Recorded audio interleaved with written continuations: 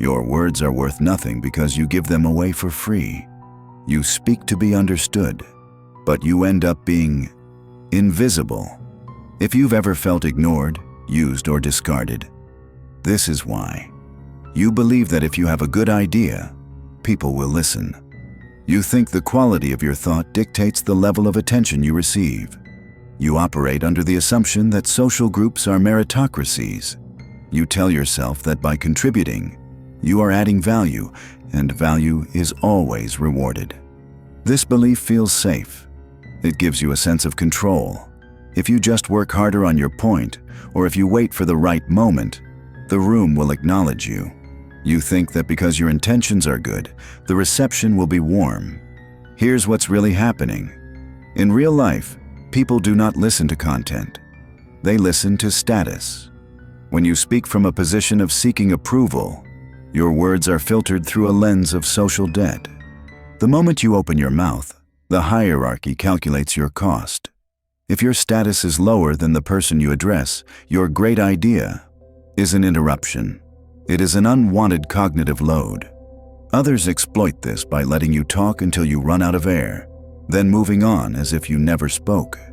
They use your eagerness to map your insecurities. They realize that because you are desperate for validation, they don't have to give you any. They keep you in a state of perpetual striving. The long-term consequence of staying unaware is total social erasure. You become the background noise of your own life. You are the one who is invited to the meeting but never consulted for the decision. You become a tool that speaks, rather than a person who is heard. You believe that clarity requires more words. You think that if you provide enough context and justification, you can prevent misunderstanding. You believe that being thorough is a sign of intelligence. This belief feels safe because it shields you from conflict.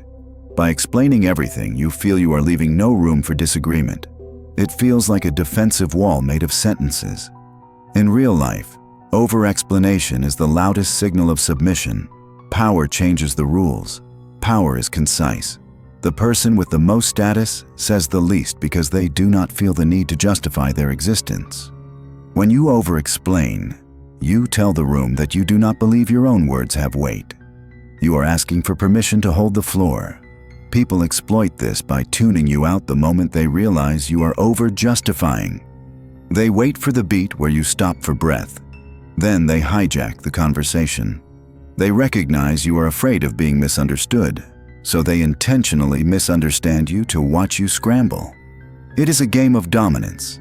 They drain your energy while providing none of their own. This is the part nobody tells you. The more you speak to justify yourself, the less power you have to influence the outcome. Eventually, people stop pretending to listen. They know your words are wrapped in layers of apology. You become a low-signal entity. You are processed as a distraction, not a participant. You believe that being the most helpful person makes you indispensable. You speak up to offer solutions and fix problems. You believe your utility is your armor. If you provide the answer, surely they cannot afford to ignore you. This belief feels safe because it gives you a job in every interaction. It relieves the anxiety of just being. If you are the fixer, you have a reason to be in the room. You think you are building credit you can eventually cash in for respect. Human nature doesn't reward intention. It rewards scarcity. When you are always available to solve the problem, you aren't seen as a leader. You are a utility. Like electricity, you are only noticed when you stop working. When you speak to be useful, you offer a free service. People don't respect things that are free. They consume them. Others exploit your need to be useful by delegating their cognitive labor to you. They let you do the talking while they retain the decision-making power. They take your input, strip your name from it, and use it to bolster their own status. You provide the fuel for a vehicle you aren't allowed to drive. The consequence is exhaustion without advancement. You speak, they take, and the hierarchy remains unchanged. You find yourself wondering why the people you helped most overlook you when it's time for a seat at the table. You taught them that your voice is a commodity, not a command. You believe in the law of reciprocity. You think that if you listen intently to others, they will feel a psychological obligation to do the same for you. You view conversation as a series of deposits and withdrawals.